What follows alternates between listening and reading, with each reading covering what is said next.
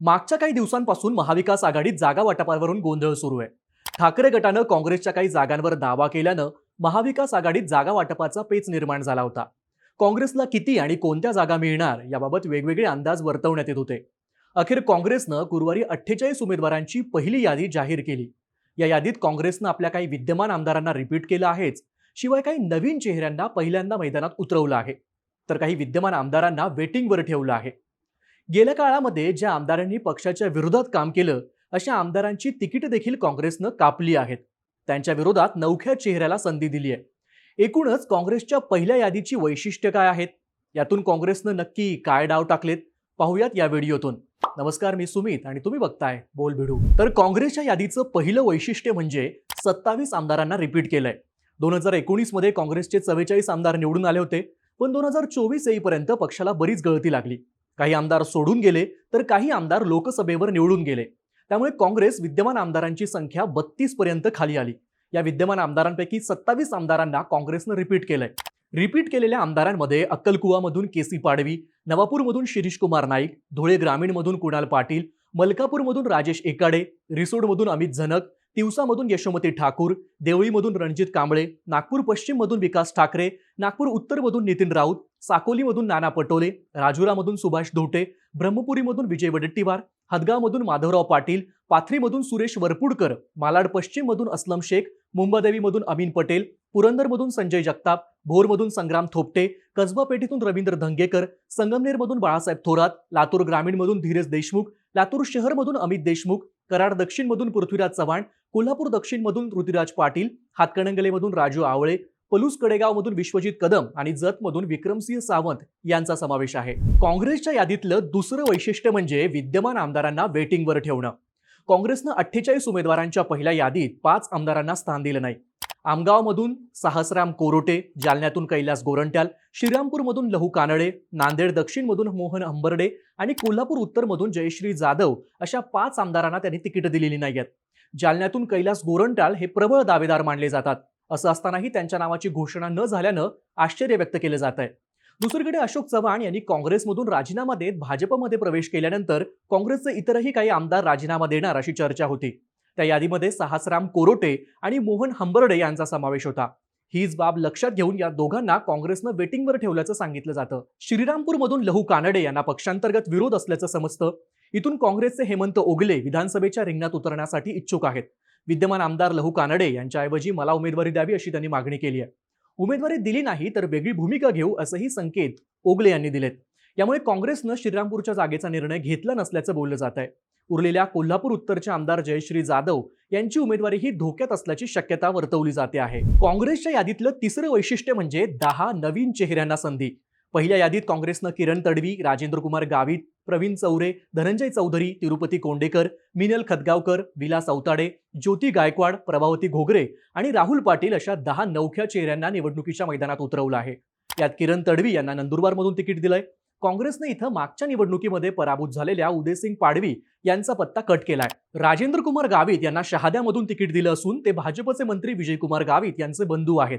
अलीकडेच त्यांनी भाजपला रामराम ठोकल्यानंतर काँग्रेसमध्ये प्रवेश केला होता. त्यांना आता शहाद्यामधून काँग्रेसनं संधी दिली आहे. प्रवीण चौरे यांना साक्रीतून तिकीट देण्यात आलंय. ते माजी खासदार बापू चौरे यांचे चिरंजीव आहेत. तिरुपती कोंडेकर यांना भोकरमधून संधी देण्यात आली आहे. ते नांदेड जिल्हा काँग्रेस कमिटीचे कार्याध्यक्ष राहिलेत.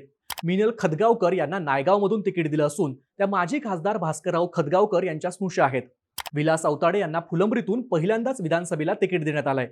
2014 मध्ये काँग्रेसनं त्यांना जालना लोकसभेतून तिकीट दिलं होतं, पण त्यांचा पराभव झाला होता. आता काँग्रेसनं त्यांना विधानसभेच्या रिंगणात उतरवलंय.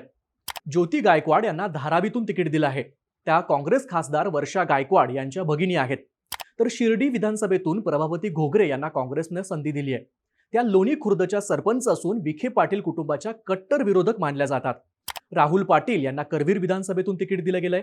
ते माजी आमदार पी.एन. पाटील यांचे पुत्र आहेत. काँग्रेसच्या यादीतलं चौथं वैशिष्ट्य म्हणजे सोडून गेलेल्या आमदारांविरोधात नवा पर्याय दिला गेलाय. गेल्या काळात काँग्रेसला 6 आमदारांनी रामराम ठोकला होता. त्यात भोकरचे अशोक चव्हाण, अमरावतीच्या सुलभा खोडके, देगलूरचे जितेश अंतापूरकर, इगतपुरीचे हिरामण खोसकर, उमरेडचे राजू पारवे आणि वांद्रे पूर्वचे जिशान सिद्दीकी यांचा समावेश आहे. या 6 पैकी 2 आमदारांविरोधात काँग्रेसनं नवीन पर्याय दिलाय. काँग्रेसनं भोकरमध्ये तिरुपती कदम कोंडेकर या नवीन चेहऱ्याला संधी दिली आहे.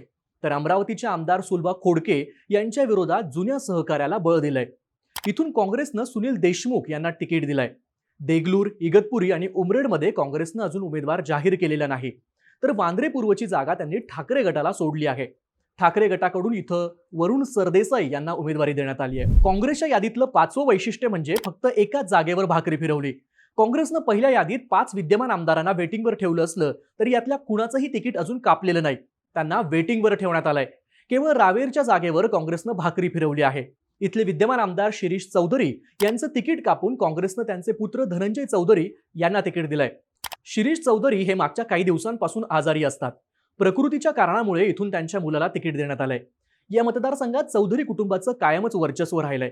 धनंजय चौधरी यांच्या विरोधात भाजपकडून अमोल जावळे यांना तिकीट मिळालं आहे. काँग्रेसच्या यादीतलं 6वं वैशिष्ट्य म्हणजे लोकसभेला निवडून गेलेल्या आमदारांच्या मतदारसंघात उमेदवार दिला. काँग्रेसनं लोकसभा निवडणुकीत 7 विद्यमान आमदारांना संधी दिली होती. त्यातल्या 4 आमदारांचा लोकसभेला विजय देखील झाला होता, तर 3 आमदार लोकसभेला पराभूत झाले. जिंकलेल्या आमदारांमध्ये धारावीच्या वर्षा गायकवाड, सोलापूर शहर मध्यच्या प्रणिती शिंदे, बरोराच्या प्रतिभा धानोरकर आणि दर्यापूरचे बळवंत वानखेडे यांचा समावेश आहे. या 4 पैकी एका जागेवर काँग्रेसनं उमेदवार दिला आहे. धारावीतून वर्षा गायकवाड यांच्या भगिनी ज्योती गायकवाड यांना संधी देण्यात आली आहे. तर सोलापूर मध्य, वरोरा आणि दर्यापूर या जागांवर काँग्रेसनं अजून उमेदवार दिलेला नाही. एकूणच काँग्रेसच्या यादीतून काही वैशिष्ट्य समोर आली असली तरी काँग्रेसच्या यादीत सावळा गोंधळ देखील बघायला मिळतोय. काँग्रेसनं पहिल्या यादीत जालना आणि सावनेर या 2 जागांवर अद्याप उमेदवार घोषित केलेला नाही. मात्र या दोन्ही जागांवरच्या उमेदवारांनी आपापल्या मतदारसंघातून गुरुवारी उमेदवारी अर्ज देखील दाखल केलाय. कैलास गोरंट्याल यांनी जालन्यातून उमेदवारी अर्ज दाखल केलाय, तर सावनेरमधून सुनील केदार यांच्या पत्नी अनुजा केदार यांनी देखील उमेदवारी अर्ज दाखल केला आहे. या दोन्ही उमेदवारांकडे एबी फॉर्म असल्याचीही माहिती आहे. मात्र त्यांच्या नावाची अधिकृत घोषणा देखील करण्यात आलेली नाही. त्यामुळे या 2 जागांबाबत संभ्रम बघायला मिळतो आहे. काँग्रेसच्या पहिल्या यादीबद्दल तुम्हाला काय वाटतं?